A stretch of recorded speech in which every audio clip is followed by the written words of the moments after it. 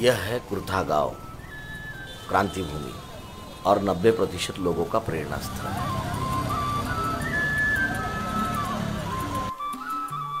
यह भूमि वह दिन याद कर रहा है जिस दिन शोषित पीड़ित समाज का आवाज आकाश में गूंज रहा था और भूमि खून से लथपथ। और वह दिन था 5 सितंबर 1974। 5 सितंबर 1974 को बाबू जगदेव प्रसाद जहानाबाद के कुर्था ब्लॉक में सत्याग्रह के लिए निकले। हजारों के तादाद में लोग सत्याग्रह स्थल पर इकट्ठा होकर नारे लगा रहे थे। वे अपने नेता को सुनने जैसा संभव था वैसे आए, किंतु वे लोग चिंतित थे, जिन्हें मालूम था कि बाबूजी के जान को खतरा है। उनके मित्र छोटन शाही ने उन्हें संकेत भी दिए थे। उनको रास्ते में मालूम हो गया, जिस दिन सम्मेलन था, वहाँ प्रदर्शन था, कि आप मारे जाएंगे। तो कहा कोई बात नहीं, मारे जाएंगे, एक दिन मरना है ही। जब बाबू जगदेव प्रसाद संबोधित करने के लिए मंच पर खड़े हुए तो उनकी जय जयकार होने लगी, नारे लगने लगे, किंतु जय जयकार और नारों से वे खुश नहीं थे। आखिर लोगों को समझाते हुए वे कहते हैं, आज हमने राजपाट में 90% भाग प्राप्त किया है, किंतु सामाजिक और आर्थिक गैरबराबरी का क्या? और रही बात 90% राजनीतिक हिस्सेदारी की, उसमें भी हमारी संख्या कम है। हम अभी भी हमारे वोट का महत्व नहीं समझ पा रहे हैं। बाबू जगदेव प्रसाद का भाषण लोग तल्लीनता से सुन रहे थे कि अचानक भीड़ में भगदड़ हो गई। पुलिस द्वारा गोलियां बरसाई जा रही थी। यहाँ जैसे ही हम लोग आए, नेताजी आए, अगवान का काम किए, और यही जो है सो बारंडा में हम लोगों का ये चल रहा था, धरना प्रदर्शन और जेल भरो अभियान का कार्यक्रम था। यहीं पर सभी लोग बैठे हुए थे। इसी में हम लोग धरना पर बैठे हुए थे, नेताजी भी साथ में थे। जैसे ही ट्रक से सीआरपी का सब कमांडो फोर्स आता है और आते के साथ लाठी का प्रहार करता है। नेताजी को बचाने के लिए हम लोग जितने भी धरनार्थी थे, सब लोग ऊपर से इस तरह से उनको छेंक लेते थे कि लाठी हम लोग पर गिरे, नेताजी सुरक्षित रहें। और आखिर जिस बात का डर था वही हुआ। बाबू जगदेव प्रसाद के गर्दन पर गोली लगी और दूसरी गोली लखन पासी के बेटे लक्ष्मण चौधरी को लगी, जिनकी उम्र केवल 12 साल की थी। पुलिस के गोलियों से कई लोग घायल हुए। 5 सितंबर 1974 को कुर्था में उनको पुलिस द्वारा गोली से मारा गया। उस समय आंदोलन चल रहा था और उसकी मांग में हर ब्लॉक पर बिहार में प्रदर्शन रहा, तो इनको मारना था, इसलिए इनको मार दिया। यहाँ तक कि इनको घसीट कर ले गए थाने में और वहाँ भी मारा।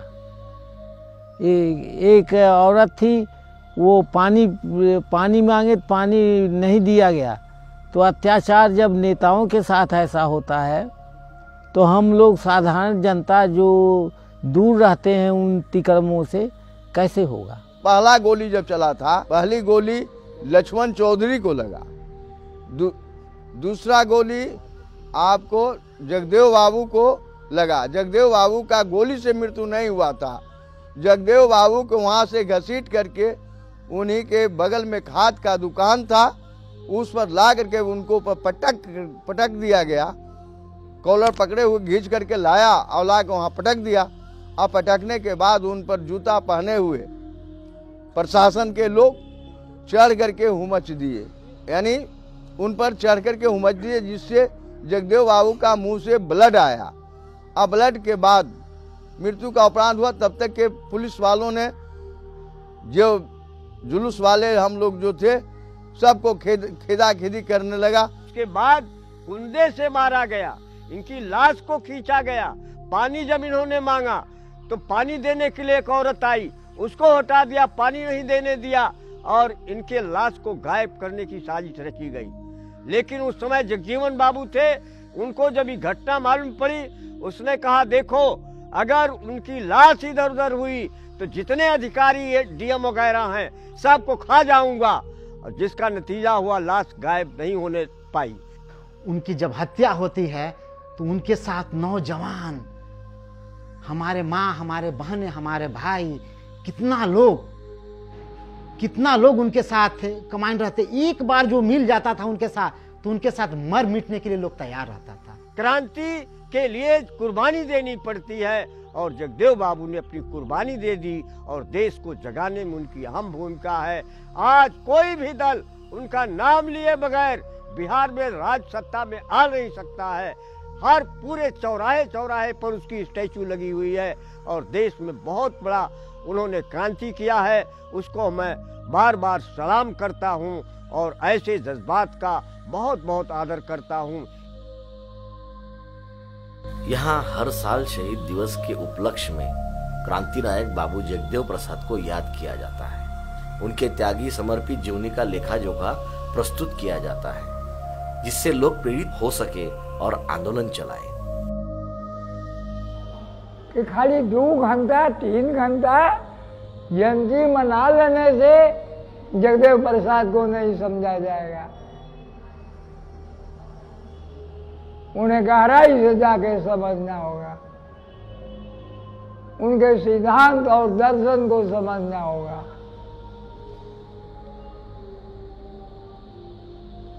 तब उन्होंने सोशी समादल की सिद्धांत वक्तव्य की धारा 7 में लिखा, उच्च वर्णीय और उच्च वर्गीय नेतृत्व को हटाकर निम्न वर्णीय और निम्न वर्गीय नेतृत्व को सृजित करना होगा। क्रांति के लिए जो जो काम करना चाहिए वे सारा काम करते थे और उन्होंने जीवन में किया, और उसी का परिणाम है कि आज हम लोग जिंदा हैं। 90% लोगों को जोड़ने के लिए उन्होंने पढ़ाई लिखाई एक दूसरे का साथ और ब्राह्मणवाद से दूर रहने पर ही यह सब चीज़ें की जा सकती हैं 10-90% वालों के लिए। जब वह उसी में रहेगा, जैसे भारतीय संविधान में समता का सिद्धांत है, जहाँ विषमता का सिद्धांत है वो धर्म में है। धर्म में आज भी है, कल भी रहेगा, परसों ऐसे चलाते रहेंगे लोग। जैसे विवाह शादी लिखिए, लोग चिल्लाते हैं कि हमको नौकरी नहीं, नौकरी क्या 4-5-2,000 रुपया तो एक विवाह में मिल जाता है। जब आप एक ही आदमी से, उसके लिए संविधान में थोड़ा लिखा है कि फलाने से विवाह कराइए, आप किसी से करते। विवाह के लिए उन लोगों ने, जो रामस्वरूप वर्मा, चौधरी महाराज सिंह भारती और जगदेव प्रसाद जी ने अर्जक संघ का एक फार्मूला दिया कि किस तरह से विवाह कराया जाए। उसके लिए उन्होंने कापियाँ छपवाई और आज भी चल रहा है उससे विवाह।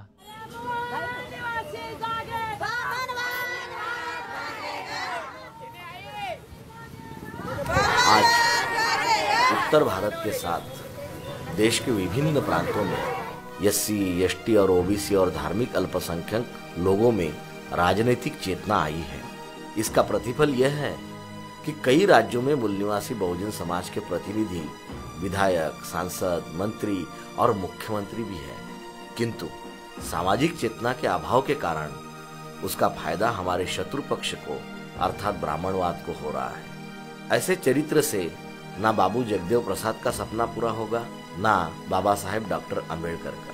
हमें हमारे पुरखों का सपना पूरा करने के लिए उन्होंने जो सूत्र दिए उसका जन जन तक प्रचार प्रसार करना होगा, तभी ब्राह्मणवाद खत्म होगा और समतामूलक समाज का निर्माण होगा।